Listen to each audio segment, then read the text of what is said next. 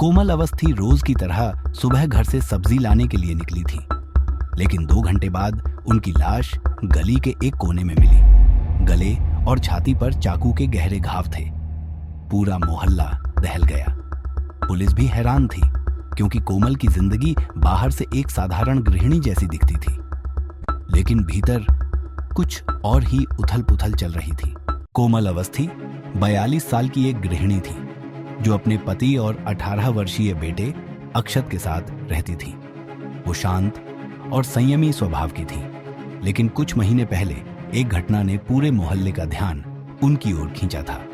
कोमल ने एक दिन अपने पड़ोसी आलोक को कॉलोनी के बीचों बीच जोर जोर से चिल्लाकर बदतमीज नीच आदमी कहा था, जब उसने उन्हें गलत तरीके से छूने की कोशिश की थी। आलोक को सबके सामने बेइज्जती का सामना करना पड़ा, और तभी से वो चुपचाप उन्हें घूरता रहता था।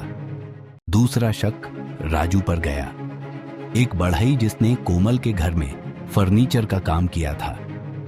वो बार बार पैसों के बहाने घर आता था, और कई बार मोहल्ले वालों ने देखा कि वो कोमल से बहस कर रहा है। एक बार उसने गुस्से में कहा था, एक दिन सब हिसाब लूंगा। लेकिन जब पुलिस ने सीसीटीवी फुटेज चेक किया, तो पता चला कि हत्या के समय कोमल गली में अकेली जा रही थी और उनके पीछे कोई नहीं गया। वहीं उनके मोबाइल की कॉल लॉग्स ने कहानी का रुख ही बदल दिया। मौत से कुछ देर पहले कोमल ने अपने बेटे अक्षत को 3 मिस्ड कॉल्स किए थे और एक वॉइस मैसेज भी रिकॉर्ड किया था। बेटा, घर जल्दी आ जाओ, मुझे कुछ कहना है। तुमसे डर लग रहा है आजकल। जब पुलिस ने अक्षत से पूछताछ की, तो उसने कहा कि वो लाइब्रेरी में था, लेकिन उसकी मोबाइल लोकेशन उस वक्त घर के पास ही दिखा रही थी। दबाव बढ़ा तो एक ऐसा सच सामने आया जिसने सबको झकझोर कर रख दिया। अक्षत ही अपनी मां कोमल का हत्यारा था। कोमल ने कुछ दिन पहले उसके फोन में कुछ अश्लील मैसेज और चैट्स पढ़ लिए थे, जो किसी गर्लफ्रेंड से नहीं, बल्कि एक पुरुष कॉलेज मित्र से थे। कोमल ने उसे टोका, डांटा और उस रिश्ते को गलत और घर की इज्जत के खिलाफ कहकर रोज ताने देने शुरू कर दिए। अक्षत, जो पहले से ही इंट्रोवर्ट था, अंदर ही अंदर टूटता जा रहा था।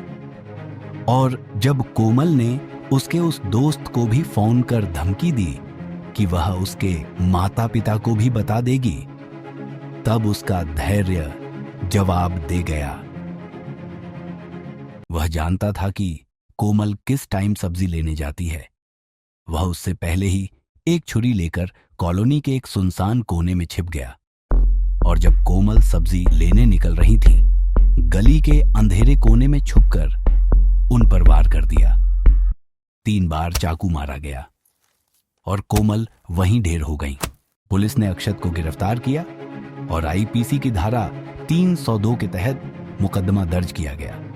कोर्ट में उसने गुनाह कबूल किया, लेकिन एक ही बात कही, मां मुझे समझ नहीं पाई और मैंने सब कुछ खो दिया। कभी कभी हत्याएं बाहर के दुश्मनों से नहीं होती, वो अंदर घर में ही पनपती हैं। और सबसे खतरनाक वो राज होते हैं जो अपने ही बच्चे छुपाए रहते हैं।